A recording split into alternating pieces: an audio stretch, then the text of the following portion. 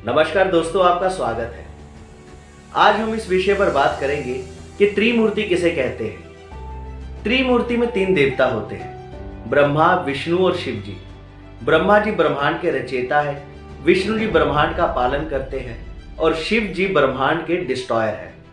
यानी कि एक है जनरेटर, एक है ऑर्गेनाइजर और एक है डिस्ट्रॉयर। गॉड का लॉजिक बहुत अच्छा लगता है, लेकिन अगर आप यथार्थ में देखें तो जब आप गांव में जाएंगे, आप रिसर्च करेंगे तो आप देखेंगे कि वहां पर त्रिमूर्ति का कोई मंदिर नहीं है। शैव परंपरा में शिव जी की मूर्ति मिलेगी, वैष्णव परंपरा में विष्णु जी की मूर्ति मिलेगी और तीसरा मंदिर होता है देवी का, यानी कि शक्ति परंपरा। तो जब हम असल में त्रिमूर्ति की बात करते हैं तो वहां ब्रह्मा जी नहीं होते, वहां होती है देवी।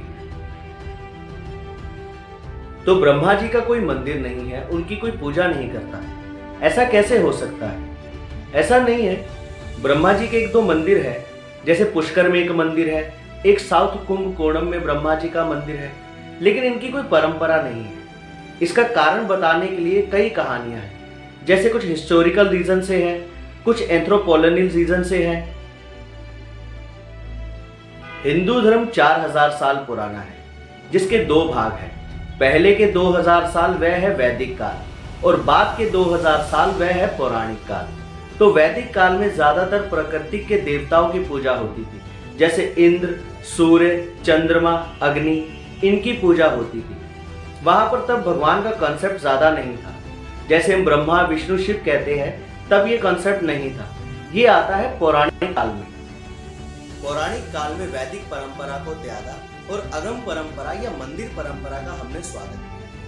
तो इस बदलाव के कारण ब्रह्मा जी की पूजा नहीं होती, या यहाँ इसका एंथ्रोपोलॉजिकल या हिस्टोरिकल रीजन हो सकता है। अगर हम स्टोरीज देखें तो बहुत सी कहानियां हैं इस विषय में। जैसे एक कहानी आती है वैष्णव परंपरा से कि ब्रह्मांड की शुरुआत कैसे हुई। कहते हैं जब विष्णु जी सो रहे थे तब प्रलय था, और जब वह जागे तो तब सृष्टि की रचना हुई और उनकी नाभि से कमल का फूल निकला, जिसमें ब्रह्मा जी कहते हैं कि ब्रह्मा जी ने जब पहली बार दुनिया को देखा तो वह डर गए, तो विष्णु जी ने उन्हें संभाला।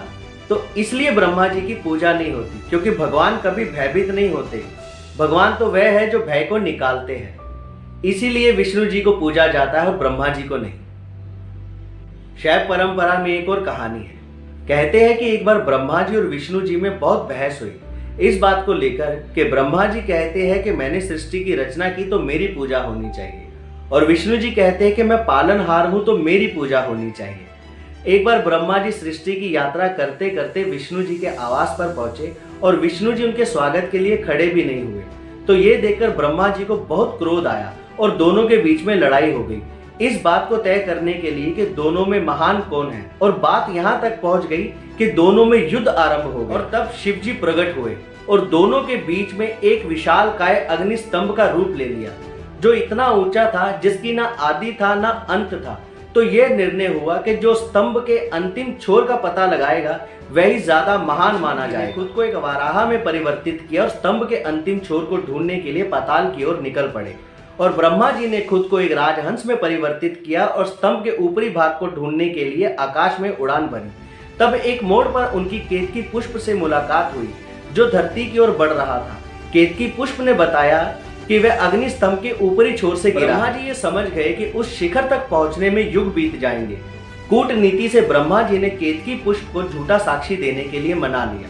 साक्षी ऐसी कि पुष्प विष्णु जी से कहे कि ब्रह्मा जी अग्नि स्तंभ के ऊपरी भाग तक पहुंचने में कामयाब रहे और प्रमाण में वही केतकी पुष्प को लाए हैं। दुर्भाग्यवश शिव जी को झूठ का पता चल गया और उन्होंने ब्रह्मा का नाश करना चाहा, मगर ब्रह्मा जी की क्षमा याचना पर शिव जी का क्रोध थोड़ा शांत हुआ।